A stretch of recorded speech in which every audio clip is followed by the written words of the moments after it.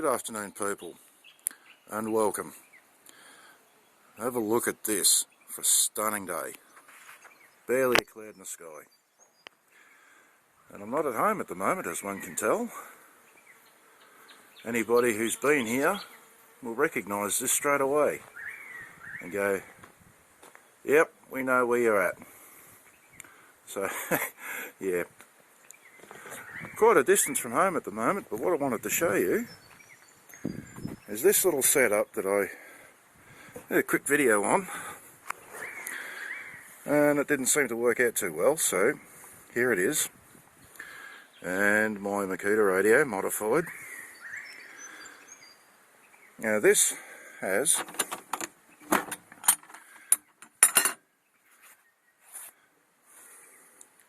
if it'll show up, yep, there we go, 12 volt 33 amp hour deep cycle battery in it. And this is a 50 cal ammo box. Now what we have in there is the charging regulator.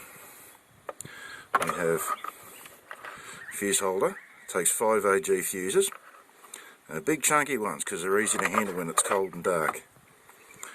We have a driving light relay, and we have output terminals, and we have in there a 12 volt SIG lighter socket which is currently unutilised, and a double USB port. Excuse me. On the front we have XLR audio socket. I use that for my input charge socket.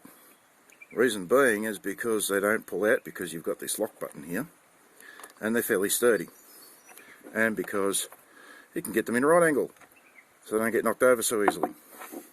Cooling fan, and around the other side we have a vent. Now the way this is set up, sorry about this, people, is I have the solar charging regulator mounted upside down. Now for good reason too. If I mount it around the other way, if I need to change any of these wires along here, I can't get to them unless I pull the battery out and the divider which holds the battery in place. So from here I can undo that, and I can get to all the screws there with the screwdriver. Now, what happens in these circumstances is when you leave the solar charge regulator permanently connected to the battery, it is constantly pulling current out of the battery. Even when you take the charge input away, which is a solar panel, or whether you plug it into any 12 volt source, as soon as you unplug it, that is connected to the battery, which constantly takes power away from the battery. So if you leave it sit for a couple of months, forget about, she's right, I've charged it all up, no worries. You come back in a couple of months, your battery's dead. Even though it's a deep cycle, they do not come back from being discharged all the way down to nothing. So I've added this driving light relay. Now driving light is because they're designed to run constantly, right, when you're running driving lights or anything like that. Now that's connected to the 12 volts input. So when the 12 volts come on, it not only powers the charge regulator, it also powers the 12 volt fan underneath for cooling and for ventilation, because you're in a sealed box with a battery and all heat build up and gas build up and all that kind of shit. So what happens is when you put the 12 volts in, it activates the relay and it switches on the negative to the battery. And when you take the power away, the relay contacts open, cutting off the current to the, or isolating the solar regulator. Now that leaves the battery to run by itself without any other load on it, unless you connect other crap to it like I have here. Now Now you can, what I'll do now, sorry for the pause people, a bit lost for words. Here we go. Now this is connected to, on the lead all the way down here, to a 10-watt solar panel. Now I'll just, excuse me, I'll just shuffle around and I'll show you. I modified this somewhat. I've put some edges along here so I can slide a lid over it, so when I'm transporting it, it doesn't get damaged. And on the back here I've got one of these, which is a 12 volt output socket, and a couple of binding posts. Just makes it a lot easier than trying to handle just a couple of bare fly leads which short out and get hung up on all sorts of things. But it's unregulated.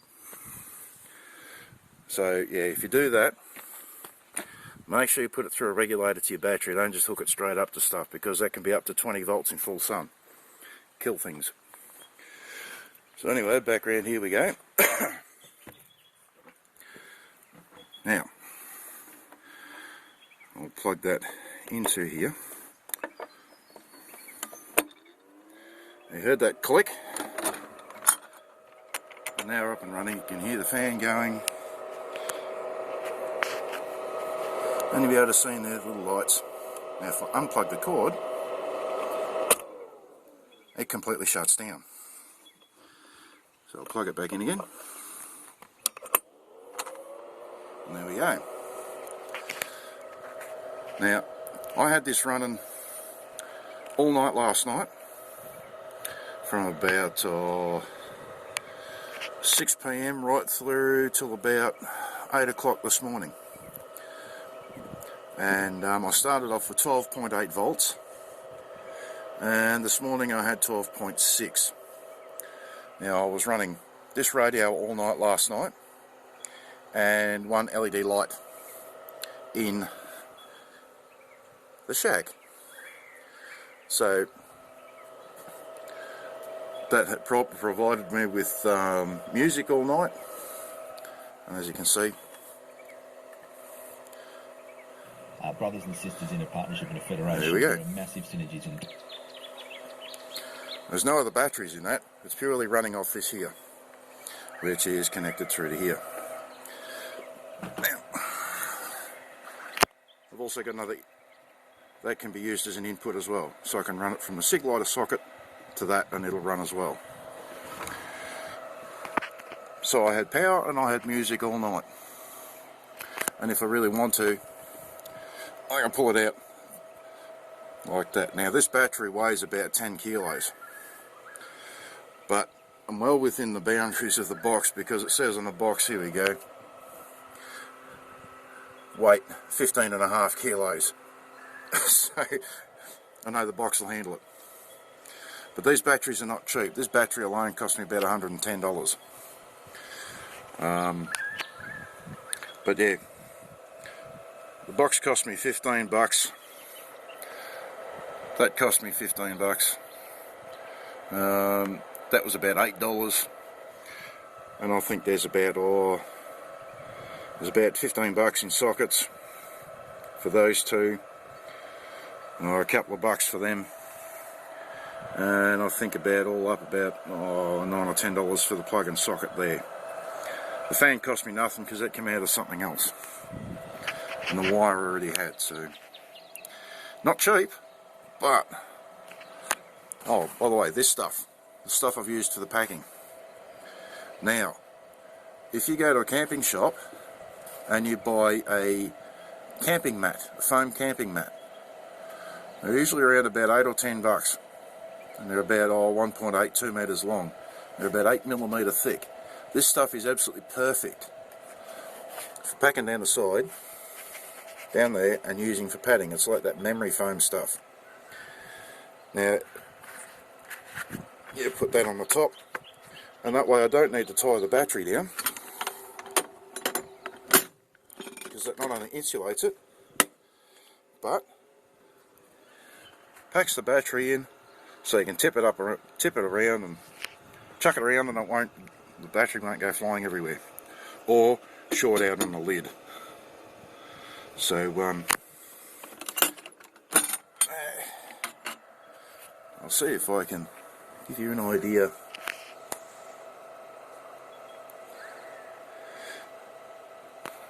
I was trying to find a serial number on the battery, but I can't really do that. Here we go, model number. I don't know if you can read that. Model number is OCB-33-12-GEL, G-E-L. So yeah, you go looking online and look for the dimensions of one of these batteries, and yes, as you can see, they do actually fit inside a 50 cal ammo box with about 60-70 mils to spare. So yeah, anyway people, I hope you like this, and put my padding back, and this was actually inspired by a few other people online that have, or on YouTube, that have actually done the same thing, but they've put 12 amp hour batteries in them and 7 amp hour batteries. And I went, well, I need more than that, I want bigger. So I went online and searched for a battery that would fit. And I found one. And yeah, the battery is actually golf buggy batteries and electric wheelchair batteries. If you find one of the right dimensions, I think it's about 140 by about 280 millimeters on the inside of the box, and I think it's about 170 high, and you'll fit it in there. But yeah, anyway people, enjoy. Negotiations with the Tasmanian government to allow import. Actually, before I go, one thing I better mention. That 10 watt solar panel, it seems to be keeping up. Now, I'm charging my flashlight here as well. Now I can run the radio and have the solar panel charge this and charge that all at the same time, and that solar panel will keep up. However,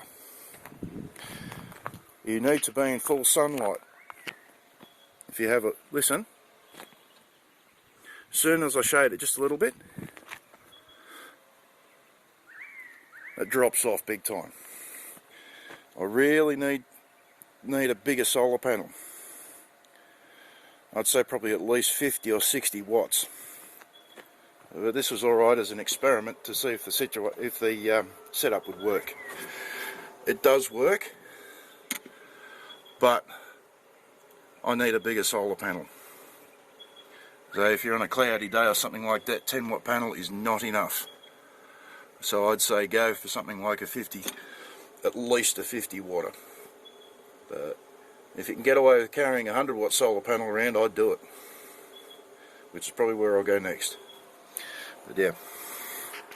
Anyway, I'm going to go this time. Hope you found this interesting, people. Have a good one.